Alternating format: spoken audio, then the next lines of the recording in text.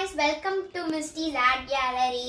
So இன்னைக்கு நம்ம என் பர்த்டேல ஒரு பிரஷ் பென் கிட் பார்த்திருப்போம். ஸோ அதோட ரிவ்யூ தான் இன்னைக்கு பார்க்க போறோம். அது எவ்வளவு நல்லா வர்க் பண்ணுது, எப்படி இருக்குன்னு டெஸ்ட் பண்ணிடலாம் வாங்க. ஸோ ஃபர்ஸ்ட் நான் ஒரு பிங்க் கலர் எடுத்து டெஸ்ட் பண்றேன். guys ஆக்சுவலி இது ரொம்ப சாட்டிஸ்ஃபைங்காக இருக்கு. எனக்கு அடிக்கவே சூப்பராக இருக்கு.